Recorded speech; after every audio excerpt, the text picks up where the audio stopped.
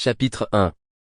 Beck serra la mâchoire en sortant de sa luxueuse berline noire de marque étrangère, l'air glacial de l'hiver assaillant son visage comme des milliers d'aiguilles. Son regard balaya la rue pittoresque, bordée de maisons joyeuses ornées de lumières scintillantes et de décorations tape à l'œil. L'atmosphère festive lui semblait d'une offense personnelle à son humeur maussade. « Charmant !» marmonna-t-il avec sarcasme, son souffle formant un petit nuage dans l'air glacial. « Exactement ce dont j'ai besoin. Un foutu décor de film de Noël. » Il claqua la portière de la voiture avec plus de force que nécessaire. Le bruit résonna dans le quartier tranquille. Un chien à proximité se mit à aboyer, et il leva les yeux au ciel. Parfait. Tout simplement parfait. Chaque pas qu'il faisait en se dirigeant vers son nouveau condo, lui semblait être un clou de plus dans le cercueil de sa carrière. Comment en était-il arrivé là, hein? Une minute, il concluait des contrats de millions de dollars dans un bureau d'angle avec vue sur Central Park, et la suivante, il était expédié dans une petite ville perdue comme un naufragé de l'entreprise. Ses doigts se resserrèrent sur sa mallette. « Mission temporaire, mon œil », grommela-t-il, se rappelant le ton condescendant du PDG, lorsqu'il lui avait annoncé la nouvelle.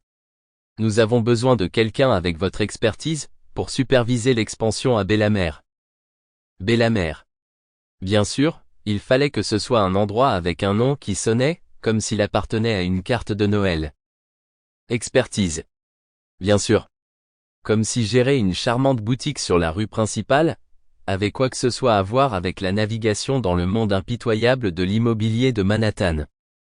Un joyeux « bienvenue dans le quartier », lancé de l'autre côté de la rue fit se crisper les épaules de Beck.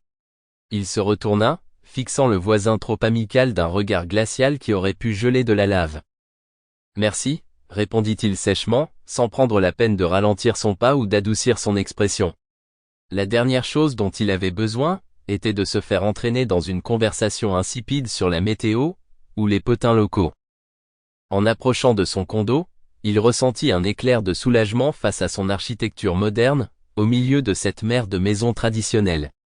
Au moins ici, il pourrait prétendre qu'il n'était pas complètement coupé de la civilisation. Peut-être que s'il plissait suffisamment les yeux, il pourrait imaginer que les lignes épurées étaient des gratte-ciel plutôt qu'une triste tentative de design contemporain, au milieu de nulle part. « Mon doux chez moi », marmonna Beck avec sarcasme en cherchant ses clés dans sa poche.